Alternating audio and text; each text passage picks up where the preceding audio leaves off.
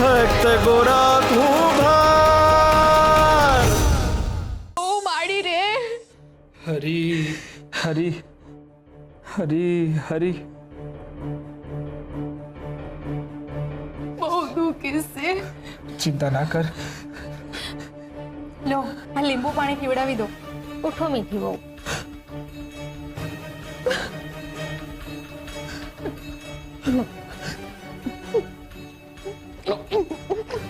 હું થાય છે તને મીઠી? સુઈ જાઓ। તુલસી, મને બહુ ચિંતા થાય છે। ક્યાંક મારા લીધે ભાભીને રક્તપિત્તનો ચેપ તો નહીં લાગ્યો હોય ને? અરે આવું શું કામ વિચારો છો? એવું કઈ નહીં હોય। જો એવું થયું હશે ને તો મારી જાતને ક્યારેય માફ નહીં કરી શકું। ના ના, આ લક્ષણ રક્તપિત્તના નથી। તો પછી આ એના લક્ષણ છે। મીઠીના આમ અચાનક બધું શું થાય છે? અરે તમે બે હસો છો કેમ? તમે સમજાવો ભગતને તુલસી બહુ। આમાં ગભરાવાની જરૂર નથી। આ તો આનંદના સમાચાર છે। ભગવાનનો પાળ માનો। શુરાભા, તમારા ઘરે પારણું બંધાવાનું છે। હું વાત કરો છો? ખરેખર? એટલે મીઠીના હારા દિવસો જાય છે? શું? માં બનવાની શું? કાકી હજુ કહો છો? એકવાર ફરી તપાસ કરીને જુઓ ને કાકી। કાક તપાસવામાં ભૂલ તો નથી થઈ ને? મારી તપાસમાં કોઈ દી ભૂલ ના હોય। તૈયાર થઈ જજો તમે બધાય। હવે થોડા દીમાં ઘરમાં બાળકનો અવાજ સંભળાશે। હમણે તમે આપણે મા બાપ બનવાના છીએ। હા મીઠી, હવે આપણા દી બદલાણા।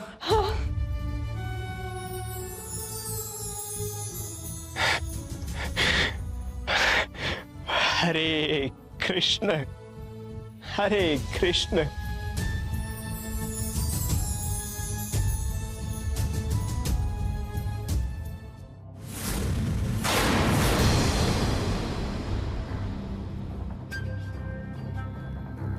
શું કહ્યું? હાવ સાચું કહું છું મહારાજ। એ છોકરીને ગોરાએ જ પૂજારી બાપાને ત્યાં છુપાવી હતી।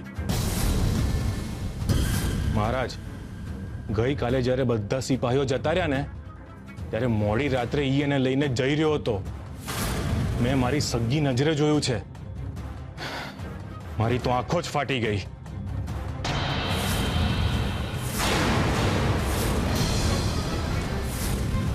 પોતાને ભગત કહે છે અને મહારાજની પત્નીને ચોરવાનો દુસ્સાહસ કરે છે। મહારાજ, તમે મારા માઈ બાપ છો, તમે મારા અન્નદાતા છો, એટલે મારી ફરજ સમજીને તમારી સામે આ વાત પોગાડવા આવ્યો છું મહારાજ।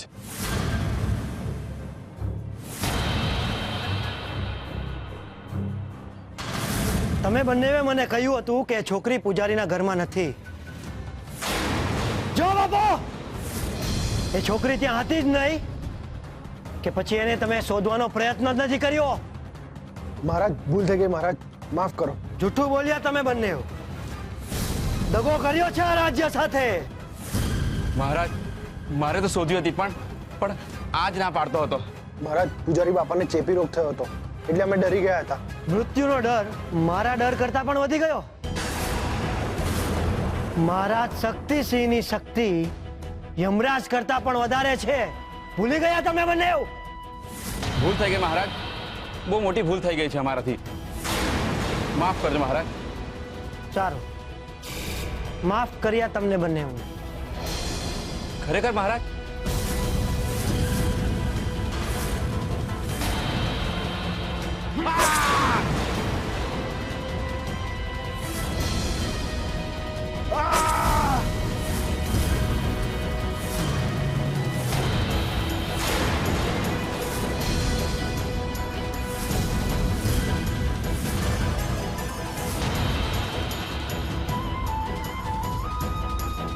તારી વફાદારી ઉપર હું ખુશ થયો છું.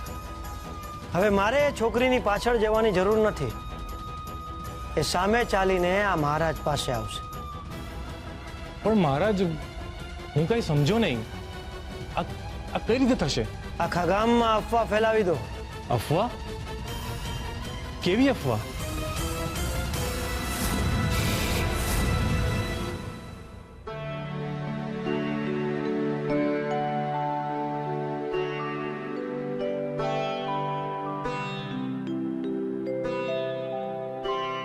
ગંગા, મારું એક કામ કરીશ? અરે બેન, તમારે પૂછવાનું ન હોય, કહેવાનું હોય. બોલો, શું કામ છે? ભગત ભૂલમાં ને ભૂલમાં આ ભાથું પૂજારી બાપાને ત્યાં લઈ જવાનું ભૂલી ગયા છે અને અમારામાંથી ત્યાં કોઈ જઈ ન થકતું. તો તું આ ત્યાં પોગાડી આવીશ? હા હા, કેમ નહીં, હાલ જ દઈ આવું. શું થયું તમને? તમને ક્યાંક તાવ તો નથી?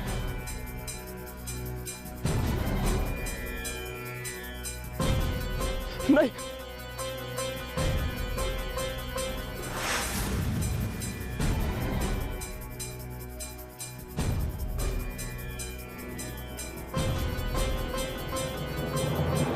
ખોટું નથી બોલતી. ઓલા ટીમલાએ જ મને કહ્યું હતું કે ગોરાના ગંગાહારે આરા સંબંધ છે. ના ના, ભગત એવું ના કરે. ભરહો તો મને નહોતો આવતો, પણ આ વાતાવરણ જોઈને મને એ વાત સાચી લાગે છે. અને હું નથી કહેતી, આખું ગામ આવી વાતો કરે છે. એ બંને છેલ્લી 2 રાત પૂજારી બાપાને ત્યાં એકલા જ કાઢી છે. લ્યો બોલો, પોતાના ઘરે બાયડી હોય તો બીજો કયો પુરુષ બીજી સ્ત્રી હારે આખી રાત કાઢે? ગામ કાંઈ ખોટું છે? મને તો તુલસીની દયા આવે છે. એ બચારીના ના ખેટે ભગત આવા ભવાડા કરે છે. એ રૂપકડી છોકરી છે જ એવી કે ભલભલાને એના મોં પાસમાં બાંધી દે. હું તો કહું છું કે આવી છોકરીને ગામમાં રહેવા જ ન દેવાય. જોને, ગોરા જેવા ભગતને પોતાનો દાસ બનાવી દીધો તો બીજા પુરુષોની તો શું વિસાત. હાલ હાલ.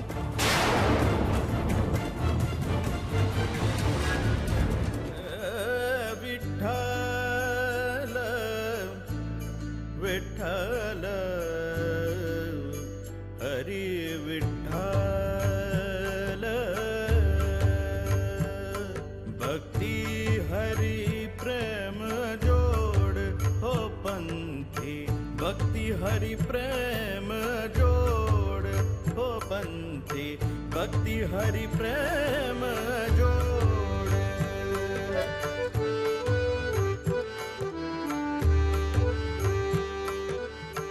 મુખ હરિ ગુણ ગાતા નવ થાકે. મુખ હરિ ગુણ વિઠ્ઠલ વિઠ્ઠલ રે હરિ.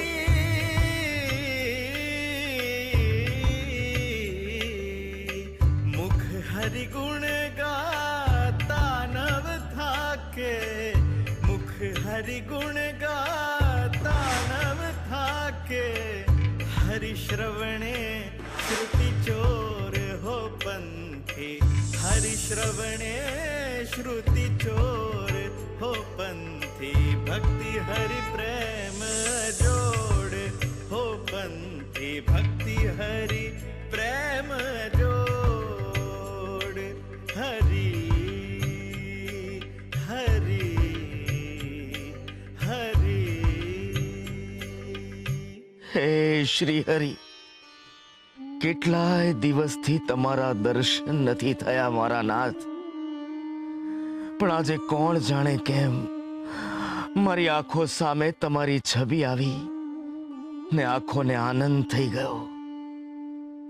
જાણે તમને સાક્ષાત જોતો હોઉં એવી અનુભૂતિ થઈ. હે શ્રી હરિ, તમારું ને મારું મિલન આ ઘોરાના લીધે જ થયું છે. એ ભજન ગાતો હોય છે ત્યારે કોણ જાણે કેમ મારી આંખો સામે મંદિરની તમારી મૂર્તિ દેખાય છે. મારા પર કૃપા કરજો મારા નાથ, કૃપા કરજો. શ્રી હરિ નમો નારાયણાય.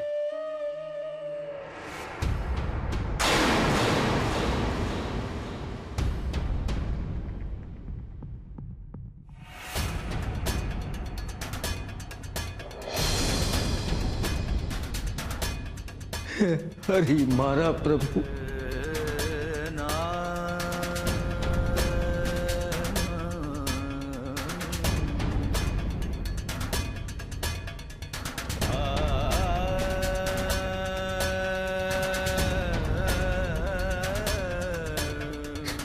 હરી નમો નારાયણાય.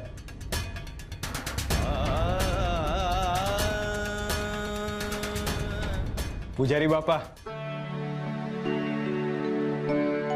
આજે ખરેખર સારા સમાચાર છે. હો, બહુ શુભ દિવસ છે આજે. આજે શુરાને ન્યા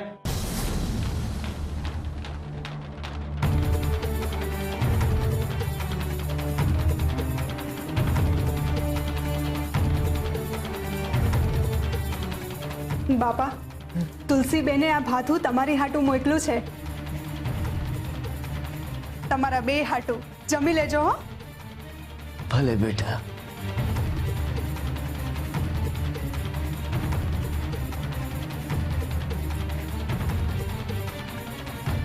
તમે મને ખોટી સમજી રહ્યા છો ભગત. છતાંય જો તમને એવું લાગતું હોય કે હું તમને ધાબળો ઓઢાડવા ગઈ અને મારાથી કોઈ ભૂલ થઈ ગઈ, મેં કોઈ હદ પાર કરી દીધી હોય તો મને માફ કરજો. મારાથી ફરી આવું ક્યારેય નહીં થાય. જુઓ ગંગા, આગ! પૂજારી બાપા! પૂજારી બાપા, ગંગા મારી મદદ કરો. હાલો હાલો પૂજારી બાપા, હાલો હાલો.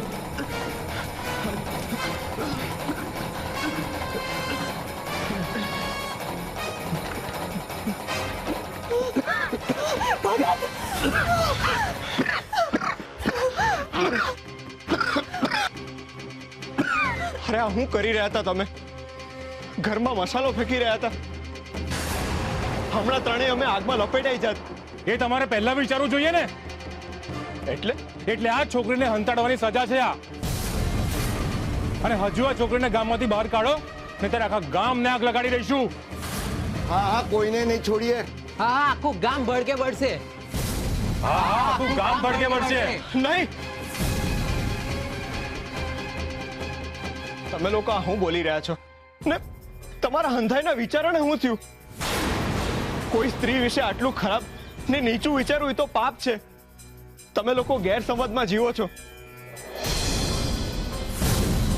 હું હરિના હામ ખાઈને કહી શકું છું કે આ છોકરી છે ને, એ ગંગા જેટલી પવિત્ર છે. એના મનમાં હંમેશાથી શુદ્ધ ભાવ જ હતો. એ સંપૂર્ણ નિર્દોષ અને નિર્મળ છે. અને તમે લોકો થોડુંક તો વિચારો કે જો એના મનમાં પાપ હોત તો એ શું કામ યુવરાજ પાસેથી ભાગીને આયા આવી હોત? અરે જો એવું જ હોય તો તમે એને છોડતા કેમ નથી? જો એના મનમાં પાપ નહીં હોય તો તમારા મનમાં હશે.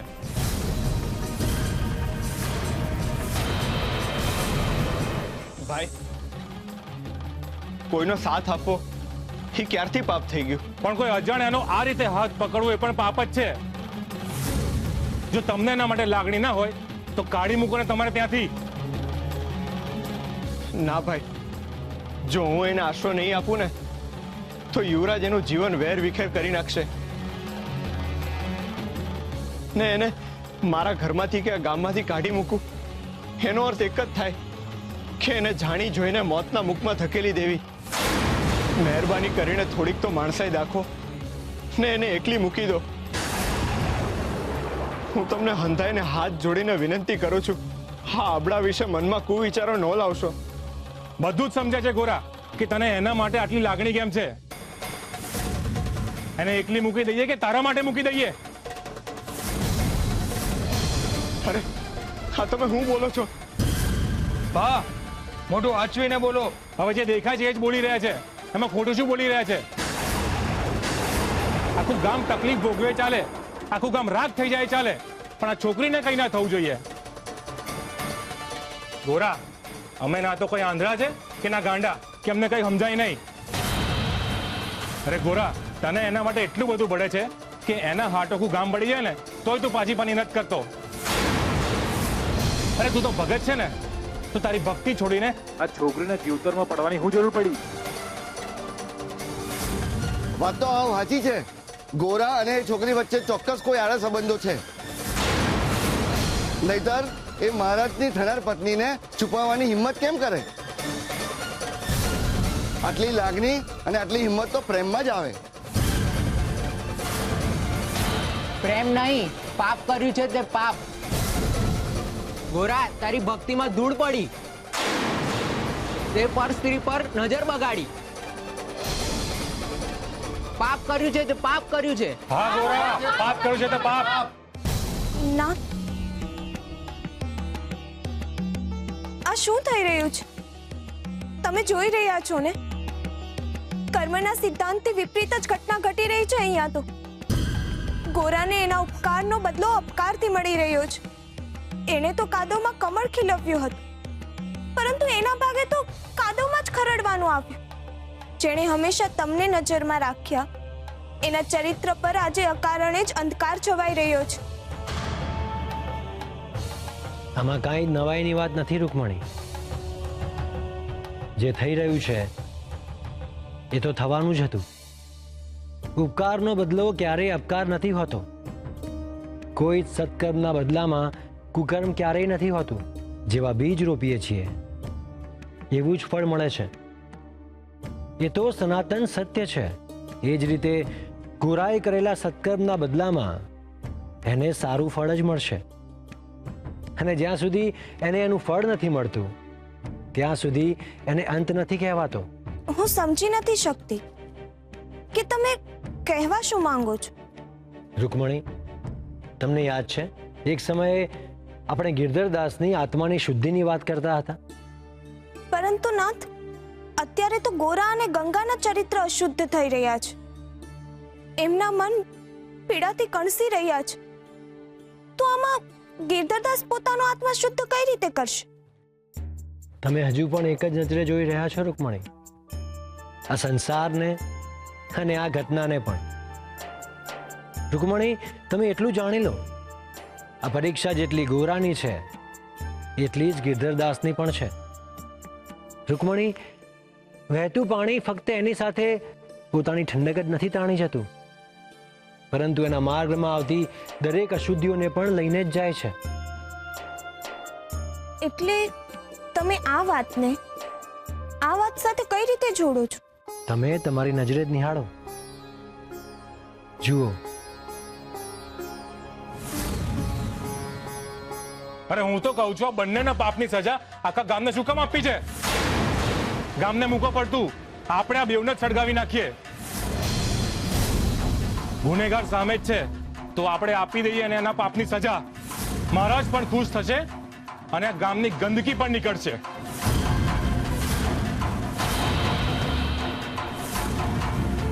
હાલો.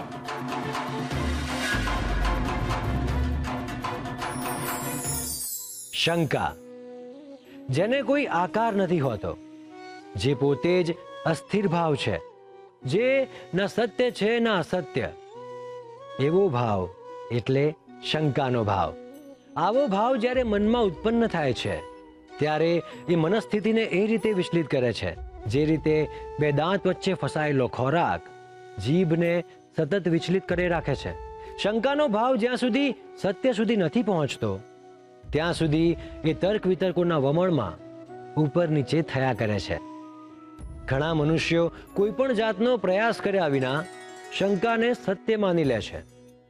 શંકા એક કાનેથી બીજે કાને જતા જતા સત્યમાં પરિણમે છે અને છેવટે એક અસત્ય સત્ય બનીને બહાર આવે છે, જે સમાજ માટે ખૂબ જ હાનિકારક હોય છે. અને એટલે જ શંકાનો ભાવ ઉત્પન્ન થતાની સાથે જ એના બધા જ પાસાને ચકાસવા અને પછી જ પરિણામ સુધી પહોંચવું. ધ્યાન રાખજો, શંકાને સત્ય માનવું અને સત્ય પર શંકા કરવી આ બંને અસત્યની પૂજા કરવા સમાન છે.